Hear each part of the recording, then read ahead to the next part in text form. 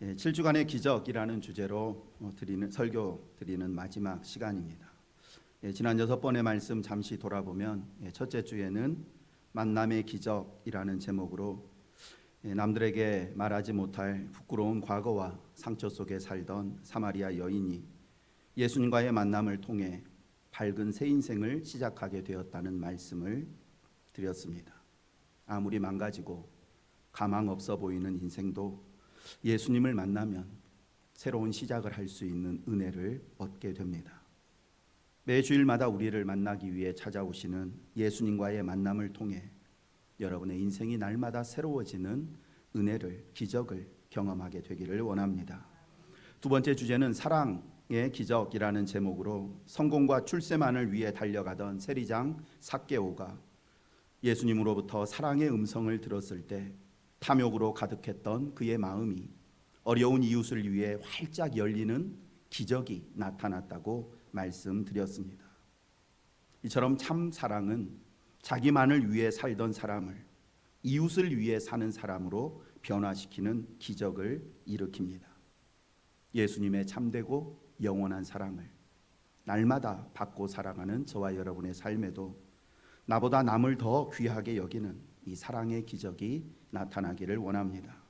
세 번째 주에는 위로의 기적이라는 제목으로 오라버니를 잃고 슬픔에 빠진 마르다와 마리아 자매를 향한 예수님의 위로가 그 가정에 가득했던 슬픔을 찬양으로, 절망을 소망으로, 죽음을 생명으로 바꾸는 기적을 일으켰다고 말씀드렸습니다.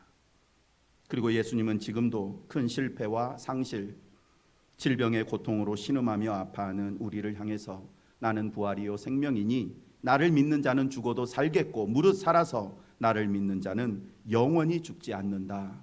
이런 위로의 말씀을 주십니다. 주님이 주시는 이 위로의 말씀을 통해 여러분 가운데 있는 슬픔이 찬양으로 바뀌고 죽음이 생명으로 변하는 기적을 경험하기를 원합니다. 네 번째 주에는 화평의 기적이라는 제목으로 군대 귀신에 사로잡혀 짐승처럼 살고 있던 한 사람이 예수님을 만나 귀신에게서 해방되고 하나님의 다스림 속으로 들어가는 참된 화평을 경험하게 되었다는 말씀을 드렸습니다. 오늘날도 많은 사람들이 탐욕과 쾌락과 음란과 출세욕에 사로잡혀 참된 평안을 누리며 살지 못하고 있습니다. 예수님께서 우리 안에 있는 모든 어둠의 권세와 세상의 탐욕과 죄악의 본성을 물리쳐 주심으로 우리의 삶 전체가 하나님의 다스리심 속에 거하게 되는 화평의 기적이 나타나기를 원합니다. 다섯 번째 주에는 소망의 기적이라는 제목으로 마른 뼈가 가득한 골짜기에 선 에스겔 선지자가 하나님에 대한 믿음으로 불가능한 상황 앞에서도 소망의 대답을 했다는 말씀을 드렸습니다. 그러면서 소망의 기적이란 내가 소망하는 것이 이루어지는 기적이라는 의미보다 불가능하고 절망적인 상황 속에서도 소망을 잃지 않고 순종의 길을 걷는 것, 이것이 소망의 기적이라 말씀드렸습니다. 그리고 이러한 소망의 기적은 하나님을 믿는 믿음으로부터 시작된다고 말씀드렸습니다. 즉 하나님을 믿는 믿음이 절망적인 상황 속에서도 소망이라는 아름다운 꽃을 피운다라고 말입니다. 저와 여러분의 삶에도 오직 여호와 하나님만을 신뢰하는 믿음으로 우리의 삶 여정 곳곳에 소망의 꽃이 활짝 피어나는 기적이 있기를 원합니다. 지난주에는 변화의 기적이라는 제목으로 그리스도인을 핍박하기 위해 다메섹으로 가던 바울이 해보다 더 밝은 빛 가운데 예수님의 권위 있는 음성을 듣고 그의 삶의 방향과 목적이 완전히 변화되었다는 말씀을 들었습니다. 해보다 더 밝은 은혜의 빛 가운데에서 들려온 사울아 사울아 네가 어찌하여 나를 박해하느냐, 나는 내가 박해하는 예수라 라는 이 예수님의 말씀 앞에서 사울은 다음과 같이 응답하며 그의 삶이 완전히 변화되었음을 증거했습니다. 주여 누구시니이까? 주여 제가 무엇을 하리이까? 즉 주님은 도대체 어떤 분이시기에 나와 같이 흉측한 죄인에게까지 이런 은혜를 베풀어 주십니까? 이제부터 주님이 제 삶에 어떤 말씀을 하시든지 말씀대로 순종하며 살겠습니다. 사울은 이렇게 빛 가운데 나타나 자신에게 말씀하시는 예수님 앞에 엎드려 회개와 감사 그리고 순종의 결단을 드렸고, 예수 믿는 사람을 붙잡아 죽이던 사람에서 예수님을 증거하기 위해 자신의 생명을 내어놓는 사람으로 변화되었습니다. 우리도 말씀으로 우리를 찾아오시는 예수님 앞에 엎드려 회개와 감사와 순종의 고백을 드리며 하나님의 영광과 예수 그리스도 복음을 위해 우리의 생명까지 아끼지 않는 사람으로 변화되는 이 기적을 경험하게 되기를 원합니다. 이렇게 만남의 기적을 통해 영적으로 부끄럽고 비참한 삶을 살던 우리가 새로운 시작을 하게 되었고, 사랑의 기적을 통해 예수님 안에서 내가 얼마나 귀하고 사랑받는 존재인지를 깨닫게 되었습니다. 위로의 기적을 통해 예수님께서 주시는 위로는 상실과 슬픔과 절망 가운데 있는 우리를 생명과 회복의 자리로 이끈다는 사실을 깨달았고, 화평의 기적을 통해서는 예수님께서 우리 안에 있는 모든 어둠의 영과 세속적인 정욕과 탐욕을 물리쳐 주심으로 우리의 삶 전체가 하나님의 다스림을 받는 참된 화평을 누리게 된다는 사실을 깨달았습니다. 소망의 기적을 통해서는 하나님을 향한 믿음이 부정적이고 절망적인 환경 속에서도 소망을 품게 하는 기적을 일으킨다는 사실을 배웠고, 변화의 기적을 통해 해보다 더 밝은 예수님의 말씀 앞에서 듣게 되는 예수님의 권위 있는 말씀이 우리의 삶을 일시적으로가 아니라 지속적으로 변화시킨다는 사실을 깨달았습니다. 6가지 기적을 지나 이제 마지막 감사의 기적이라는 주제에 이르게 되었습니다. 오늘 본문은 예수님께서 예루살렘으로 향하시던 길에 갈릴리아와 사마리아 사이에서 일어난 사건입니다. 그곳에서 예수님은 10명의 나병 환자들을 만나시게 됩니다. 율법에 의하면 나병 환자는 공동체에서 쫓겨나 진 밖에서 살아야 했습니다. 부정한 존재라는 낙인 아래 가족도 친구도 공동체도 잃은 채 철저히 고립된 삶을 살아야 했습니다. 나병은 단순히 고치기 힘든 질병 중에 하나가 아니라 하나님의 저주를 받은 병으로 취급받았기에 오늘날의 에이즈만큼이나 사람들이 혐오하는 질병이었습니다. 도대체 저 사람이 얼마나 끔찍한 죄를 저질렀으면 저런 나병에 걸렸을까 하고 말입니다. 그래서 나병 환자들은 다른 사람들과 어울리는 것, 함께 밥을 먹는 것은 고사하고, 누군가 멀리에서 자기에게 다가오는 것만 보아도 손으로 입술을 가리며 부정하다, 부정하다 외쳐야 했습니다. 나는 부정한 사람이니 내게 가까이 오지 말라고 그렇게 외치는 것입니다. 그렇게 공동체에서 쫓겨나 멀리서 인기척만 보여도 부정하다, 부정하다 외치며 다니는데, 어느 날 저 멀리에서도 동일한 외침이 들립니다.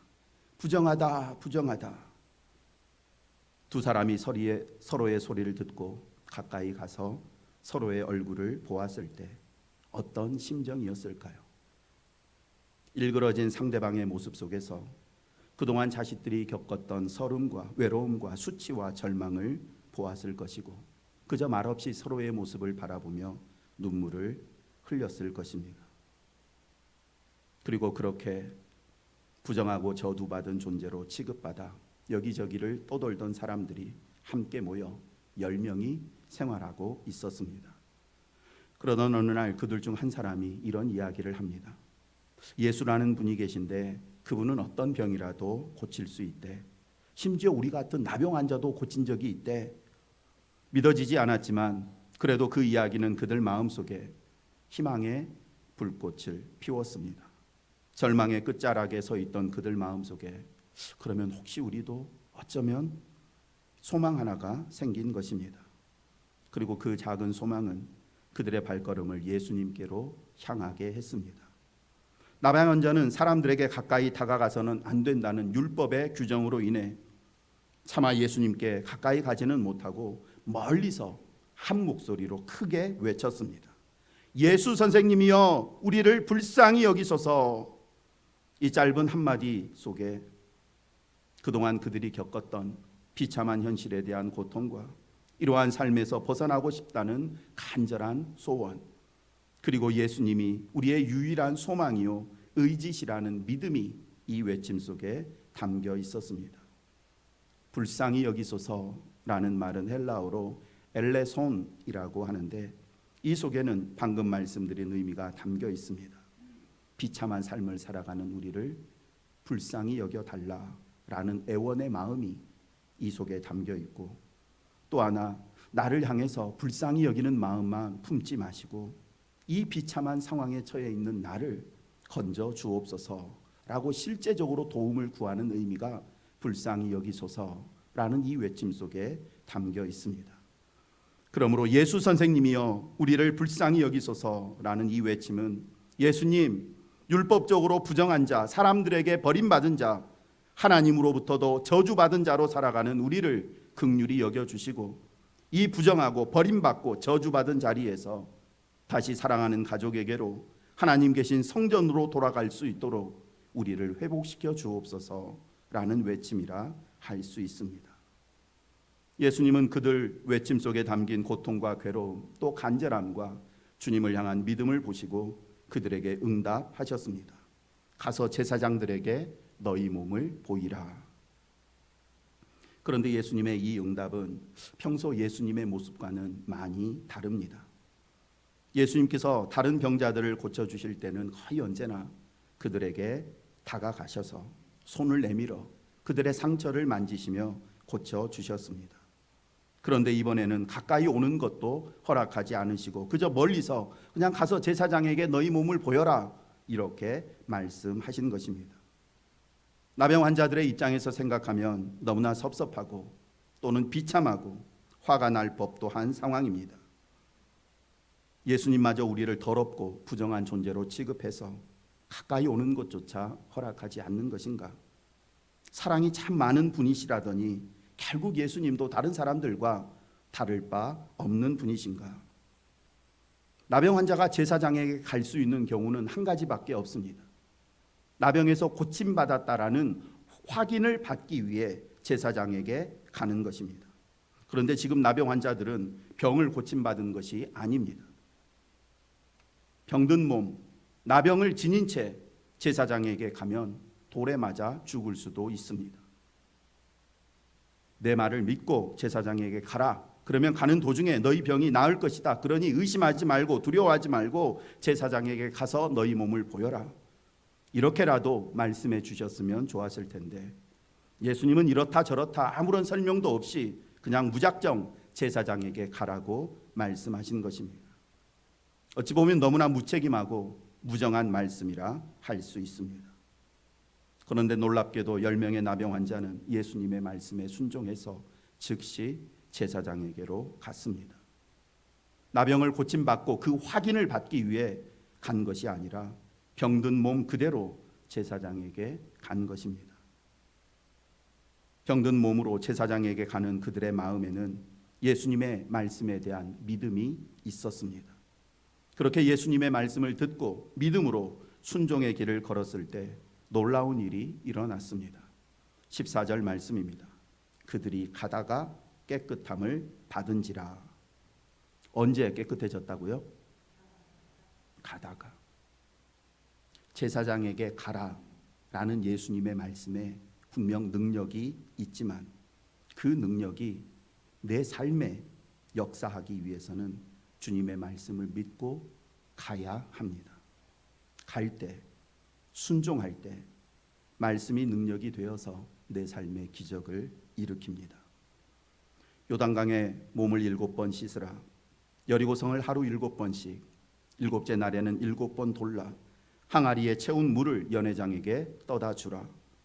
주님의 이 말씀 속에는 분명 회복과 승리와 변화의 능력이 담겨 있습니다. 그러나 우리가 순종하지 않으면 우리 몸이 깨끗해지고 견고한 성이 무너지며 물이 포도주로 변하는 기적을 체험할 수가 없습니다. 하나님은 오늘 우리에게 이렇게 말씀하십니다. 먼저 그의 나라와 그의 의를 구하라. 낮추라. 아무것도 염려하지 말고 감사함으로 구하라. 먼저 손 내밀고 나머지는 나에게 맡기라.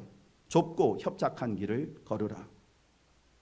이런 말씀에 순종하는 것이 힘들고 어려웠고 자존심이 상하고 큰 손해를 볼 것 같아도 믿음으로 순종할 때 우리의 삶의 모든 필요가 채워지는 기적, 낮아진 자리에서 높아지는 기적, 걱정과 염려, 두려움이 하나님의 평안으로 바뀌는 기적, 깨진 관계가 회복되고 하나님께서 친히 갚아주시는 기적, 생명의 면류관, 승리의 면류관을 받아쓰게 되는 기적을 경험하게 될 줄 믿습니다.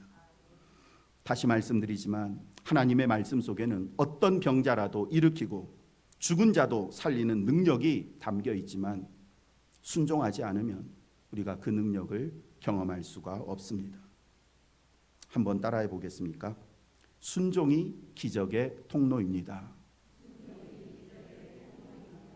다시 한번요. 순종이 기적의 통로입니다. 계속해서 말씀을 보겠습니다. 제사장에게 가던 나병 환자들이 갑자기 걸음을 멈추었습니다. 제사장에게서 막 달려가는데 뭔가 이상한 것을 감지한 것입니다.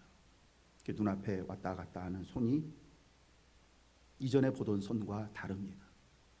뭉그러졌던 손에 새살이 돋고 깨끗해지는 것을 보았습니다. 얼굴에 바람이 스치는 감각이 느껴지는 것입니다. 이게 무슨 일인가 의아해하며 가던 길 멈추고 서로의 얼굴을 바라보니 흉측하게 일그러졌던 모습은 사라지고 깨끗하고 온전한 얼굴로 변했습니다. 10명의 나병 환자들은 이것이 꿈인가 생시인가 서로의 몸을 꼬집으며 통증이 느껴진다는 사실로 인해서 서로 부둥켜 안고 펑펑 울었을 것입니다. 그리고 그들 가운데 9사람은 한시라도 빨리 이 사실을 가족에게 알리고 싶어서 제사장에게 더 빨리 달려갔습니다. 그런데 사마리아 출신 한 사람만은 제사장을 향해 가던 걸음을 돌이켜 예수님께 돌아와 발 앞에 엎드려 감사드렸습니다. 예수님은 그를 바라보시며 이렇게 물으십니다. 10사람이 다 깨끗함을 받지 아니하였느냐? 그 9은 어디 있느냐? 앞에서 말씀드린 것처럼 10명의 나병 환자들에게는 예수님의 말씀에 대한 믿음이 있었습니다. 그 믿음으로 병든 몸을 이끌고 제사장에게 달려간 것입니다. 그러나 그들에게 감사가 없었습니다. 어떤 면에서 9명의 나병 환자는 지금까지 나병만 앓고 있었던 것이 아니라 어쩌면 그 나병으로 인해서 그들의 마음속에 심각한 또 다른 하나의 병이 생겼을지 모릅니다. 그 병이 무엇인가? 그것은 바로 감사 결핍증입니다. 말씀드린 것처럼 9명의 나병 환자들에게는 믿음이 있었습니다. 그 믿음이 병을 치유하는 역사를 일으켰습니다. 그러나 믿음의 결과로 주어진 것에 대해 감사하는 마음이 없었습니다. 감사하지 못하는 이 태도로 인해서 9명의 나병 환자는 나병이 고침받는 기적보다 더 큰 기적, 더 큰 감사, 최고의 감사가 되는 구원을 선물로 받지 못했습니다. 믿음의 완성은 감사라고 할 수 있습니다. 감사는 이미 받은 은혜를 더욱더 풍성하게 만드는 능력입니다. 9명의 나병 환자들이 나병이라는 고통을 가지고 있었을 때는 예수님을 찾아왔지만 고통의 문제가 해결되고 건강을 되찾게 되자 예수님을 잊고 가족만을 생각하게 되었습니다. 가난할 때는 예수님을 찾고 의지하던 사람이 하나님의 은혜로 부요하게 된 후에 하나님으로부터 멀어지는 경우가 얼마나 많은지 모릅니다. 예수님께서는 지금 이 시간 우리 모두를 향해 말씀하십니다. 10사람이 다 깨끗함을 받지 아니하였느냐?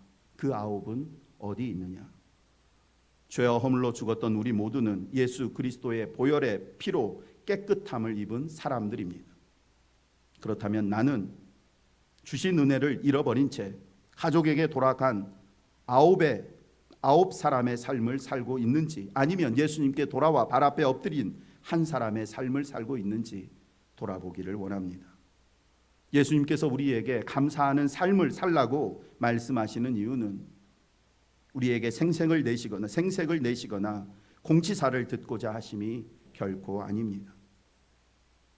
병고침의 은혜에 감사한 한 사람에게 영혼 구원의 은혜를 더하셨던 예수님을 생각해 보면 예수님이 우리에게 감사를 원하시는 이유는 우리에게 더 큰 감사, 더 풍성한 감사를 주시기 위함임을 알 수 있습니다. 주님은 매주일 우리를 기다리시고 우리와의 만남을 기다리십니다. 왜 우리를 기다리시는가? 우리에게 뭔가 주고 싶은 것이 있으시기 때문입니다. 평안을 주고 위로를 주고 믿음을 주고 구원의 확신과 천국의 소망을 주고 싶으신 것입니다. 주고 또 주고 주어도 계속해서 주고 싶으셔서 오늘만이 아니라 내일도 한 사람만이 아니라 우리 모두를 기다리시며 그 아홉은 어디 있느냐? 내가 너에게 준 365일의 감사 가운데 300일의 감사는 어디 있느냐라고 물으시는 것입니다. 말씀을 마칩니다. 예전에도 말씀드린 것처럼 서양 속담에 이런 말이 있습니다. 세상에서 가장 풀기 어려운 수학 문제는 내가 지금까지 받은 복을 세어보는 것이다. 영적인 복에 대해서 알지 못하는 세상 사람들은 이 문제에 대해 50점 이상을 얻는 것이 불가능하지만 하늘과 땅에 신령한 복을 받은 우리는 그렇지 않습니다. 그러니 매일매일 오늘 하루하루 내가 받은 복이 얼마나 되나 세어보며 오늘도 내가 이렇게 호흡하며 살 수 있고 걸을 수 있고 먹을 수 있고 누군가를 사랑하고 사랑받을 수 있으며 무엇보다 하나님 앞에 나와 예배 드릴 수 있음에 대해 감사하시기 원합니다. 우리가 가진 것들 중에 당연한 것은 하나도 없습니다. 오늘 하루 숨쉬고 사는 것, 사랑하는 가족들과 대화 나누는 것, 직장과 일터에 출근하는 이 모든 것들 당연한 것이 아니고 하나님의 은혜입니다. 그리고 그 은혜를 기억하며 감사할 줄 아는 것이 어떤 면에서 기적이라고 할 수 있습니다. 이 기적이 저와 여러분의 매일의 삶 가운데 계속해서 나타나기를 원합니다. 감사가 저와 여러분의 입술에서 떨어지지 않는 그런 기적 속에서 매일을 살아가기를 간절히 소망합니다. 이제 주님이 주신 구원의 은혜 감사하는 마음으로 주님의 성찬에 참여하겠습니다. 하나님께서 성도에게 교회에 주시는 은혜의 방편 크게 두 가지가 있는데 하나는 말씀이고 또 다른 하나는 성례입니다. 말씀 선포를 통해 성령께서는 우리 안에 믿음을 불러일으키시고 우리에게 위로와 소망을 더해 주시며 성찬을 통해서 그 약속의 말씀들이 눈에 보이는 표가 되도록 우리에게 확인시켜 주십니다. 주님의 몸과 피에 참여하는 성찬이 우리에게 능력과 위로가 되는 이유는 떡과 포도주 자체에 어떤 신비한 능력이 있기 때문이 아니라 성령께서 믿음으로 성찬에 참여하는 우리를 예수 그리스도와의 신비한 연합에 이르도록 만들어 주시기 때문입니다. 이제 받게 될 떡과 포도주가 내 안에 영적인 신비한 능력이 되기 위해서는 두 가지가 필요한데 첫째는 믿음으로 참여하는 것이고 이 믿음 위에 성령의 역사가 더해지는 것입니다. 우리의 믿음과 성령의 역사하심으로 말미암아 이제 받게 되는 이 떡과 잔이 내 안에서 신령한 능력이 양식이 됩니다. 2000년 전 십자가의 사건 단순히 기념하는 의식이 아니라 예수님께서 십자가에서 다 이루었다 선언하신 그 구원의 은혜와 능력을 오늘 이 자리에서 내가 실제로 누리는 것입니다. 겸손과 회개하는 마음으로 믿음으로 이 성찬에 참여하게 될 때 성령께서 우리를 그리스도와 연합하게 하심으로 우리 안에 말할 수 없는 감사와 기쁨, 치유와 회복의 은혜가 임하게 됩니다. 이 마음으로 찬송가 127장 1절, 2절, 5절을 부르며 주님의 성찬으로 나아가겠습니다.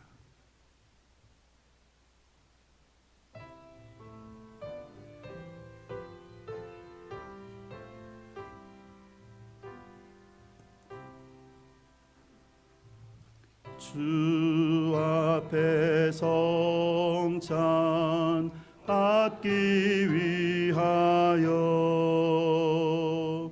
이 죄인 감히 나옵니다. 주 공로 믿고 떨며 나오니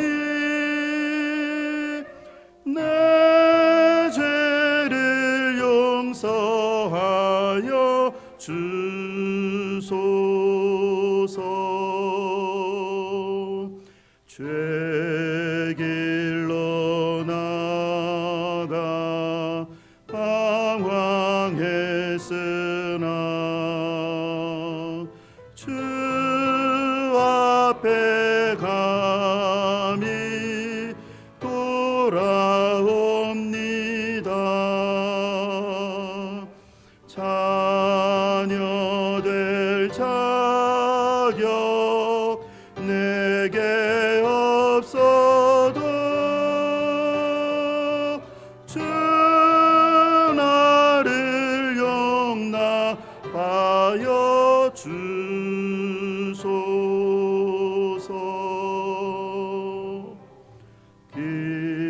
기도와 찬송 주께 드리고 주님의 떡과 잔을 받으니 내 맘에 주여 들어오셔서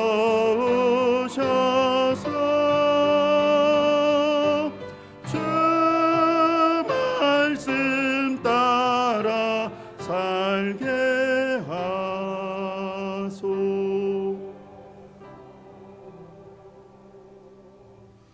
아멘.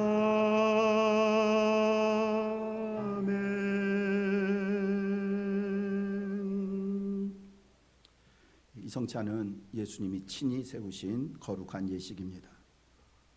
주님이 잡히시던 밤에 제자들의 발을 씻겨 주시고 떡을 떼어 주시면서 나를 기념하라 하셨고, 잔을 주시면서 이 잔은 새 언약이니 마실 때마다 나를 기념하라고 하셨습니다. 성찬은 예수님의 죽으심을 추모하는 추도 예식이 아닙니다. 주님의 살과 피로 우리의 영혼을 새롭게 하는 생명의 양식을 먹는, 그리고 예수님과 영적으로 연합하는 신비한 예식입니다.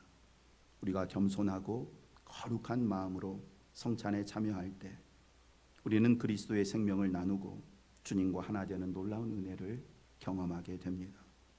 결코 습관적으로, 형식적으로, 무엇보다 죄악 가운데 이 성찬에 참여해서는 안 됩니다. 형식적인 태도로 죄악 가운데에서 이 성찬에 참여하는 것은 주님의 몸을 더럽히는 행위가 되고 자기의 죄를 먹고 마시는 정죄의 예식이 되어버리기 때문입니다. 사죄의 예식이 되어야 할 성찬이 내 죄를 정죄받는 예식으로 변할 수가 있습니다. 그러니 이 시간 성찬에 참여하기 전에 거룩한 주님과의 신비한 연합을 사모하면서 우리 안에 있는 모든 죄와 허물을 고백하는 시간을 갖고자 합니다. 내 안에 있는 세상을 향한 정욕과 탐욕, 형제와 이웃을 향한 미움과 원망 다 내려놓는 기도를 1분간 하나님 앞에 드리겠습니다.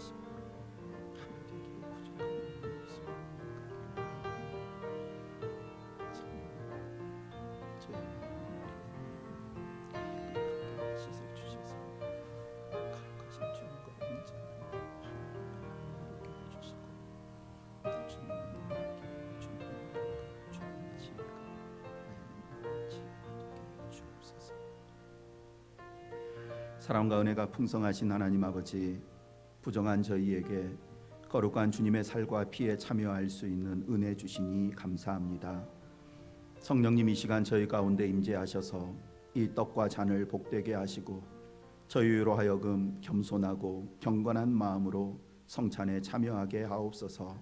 성찬에 참여하는 모든 성도들을 복되게 하시고 한 식탁에 참여한 형제로서 서로를 사랑하며 아끼며 섬기며 살게 하여 주옵소서. 저희를 모든 죄악에서 구원해 주신 우리 주 예수 그리스도의 이름으로 간절히 기도드립니다. 아멘. 성찬위원들 앞으로 나와 주시기 바랍니다. 이것은 우리를 위해서 찢기신 예수님의 몸입니다. 주님은 잡히시던 날 밤 떡을 가지고 축사하시고 떼어 제자들에게 주시며 이것은 너희를 위하는 내 몸이니 나를 기념하라 하셨습니다. 이제 이 떡을 받을 때 나를 위해서 자신을 내어주신 예수님의 사랑과 희생을 기억하며 나도 주님의 몸된 교회와 지체들을 위해서 나를 내어주겠다고 헌신을 다짐하며 이 떡을 받으시기를 원합니다. 혹시 아직까지 세례 받지 못하신 분들은 주님과의 신비한 연합을 사모하며 간절한 마음으로 기도하시기 바랍니다. 기도하겠습니다. 독생자 예수 그리스도를 저희의 구속주로 내어주신 하나님 아버지 감사합니다. 주께서 세우신 뜻을 따라 거룩한 상을 베풀고 떡을 떼고자 합니다. 이 자리에 성령으로 임재하셔서 이 떡이 신령하고 거룩한 생명의 떡이 되게 하옵소서. 이 떡을 먹을 때 저희를 위해 찢기신 주님의 몸을 생각하며 애통하는 마음으로 받게 하시고 오늘 이후 남은 나의 생애를 십자가를 지고 주님을 따르겠다는 헌신의 고백을 하게 하여 주옵소서. 저희가 이 떡을 먹을 때 세상을 이기고 마귀의 권세를 이길 힘과 능력을 더해 주시기를 소망하며 생명의 떡이 되시는 예수님의 이름으로 기도드립니다. 아멘.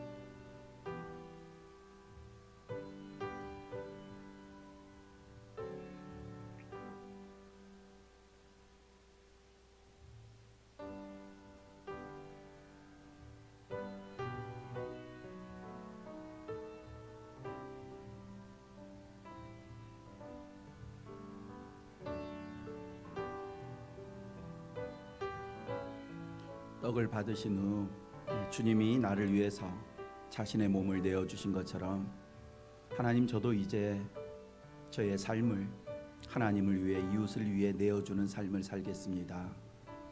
결단의 고백의 기도를 꼭 드리시기를 원합니다.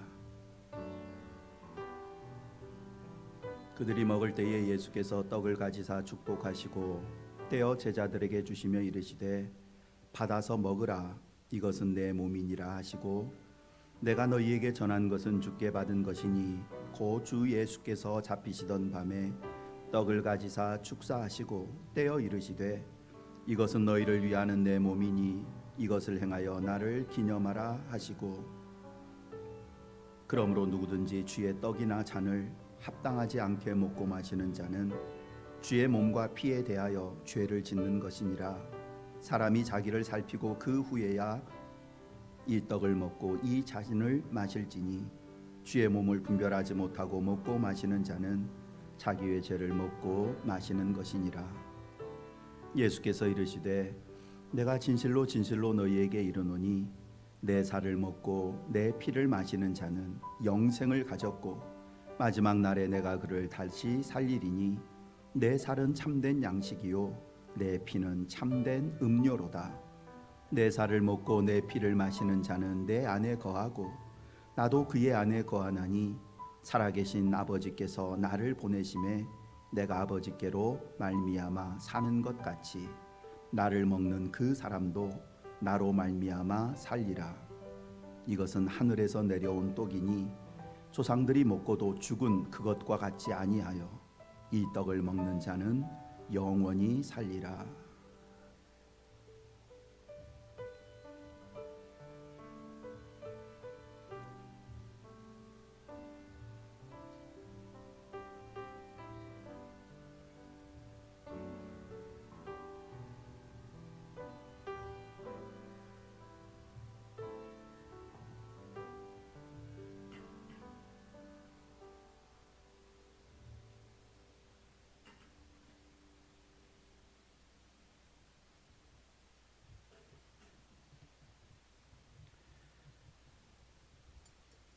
식후에 주님은 잔을 가지사 축사하신 후 제자들에게 주시면서 이 잔은 죄 사함을 얻게 하려고 많은 사람을 위하여 흘리는 바 나의 피 곧 언약의 피니라. 이것을 행하여 마실 때마다 나를 기념하라 말씀하셨습니다. 이제 우리도 이 잔을 받을 때 예수님께서 십자가에 흘리신 피로 말미암아 얻게 된 죄 사함의 감사와 새 생명의 능력을 가지고 하나님을 향한 충성과 헌신을 다짐하시기를 원합니다. 기도하겠습니다.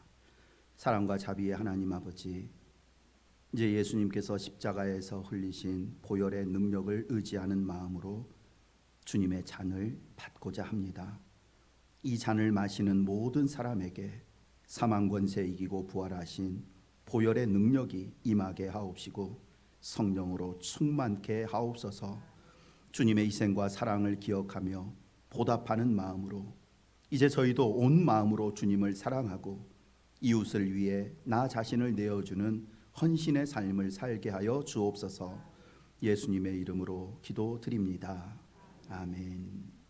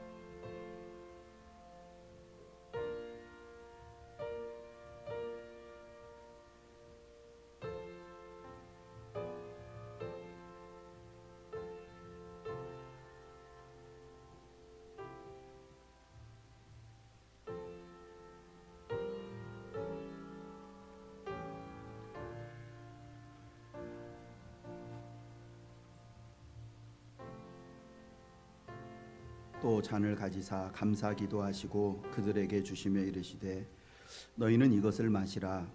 이것은 죄 사함을 얻게 하려고 많은 사람을 위하여 흘리는 바 나의 피 곧 언약의 피니라.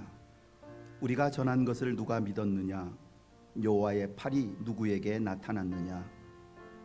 그는 주 앞에서 자라나기를 연한 순 같고 마른 땅에서 나온 뿌리 같아서 고운 모양도 없고 풍채도 없은즉 우리가 보기에 흠모할 만한 아름다운 것이 없도다. 그는 멸시를 받아 사람들에게 버림받았으며 간고를 많이 겪었으며 질고를 아는 자라.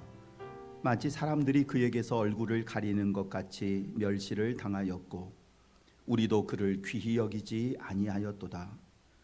그는 실로 우리의 질고를 지고 우리의 슬픔을 당하였거늘 우리는 생각하기를 그는 징벌을 받아 하나님께 맞으며 고난을 당한다 하였노라. 그가 찔림은 우리의 허물 때문이요 그가 상함은 우리의 죄악 때문이라. 그가 징계를 받음으로 우리는 평화를 누리고 그가 채찍에 맞음으로 우리는 나음을 받았도다. 우리는 다 양 같아서 그릇 행하여 각기 제 길로 갔거늘 여호와께서는 우리 모두의 죄악을 그에게 담당시키셨도다. 예수께서 제자들에게 이르시되 누구든지 나를 따라오려거든 자기를 부인하고 자기 십자가를 지고 나를 따를 것이니라. 이를 위하여 너희가 부르심을 받았으니 그리스도도 너희를 위하여 고난을 받으사 너희에게 본을 끼쳐 그 좌치를 따라오게 하려 하셨느니라. 그는 죄를 범하지 아니하시고 그 입에 거짓도 없으시며 욕을 당하시되 맞대어 욕하지 아니하시고 고난을 당하시되 위협하지 아니하시고 오직 공의로 심판하시는 이에게 부탁하시며 친히 나무에 달려 그 몸으로 우리의 죄악을 담당하셨으니 이는 우리로 죄에 대하여 죽고 의에 대하여 살게 하려 하심이라.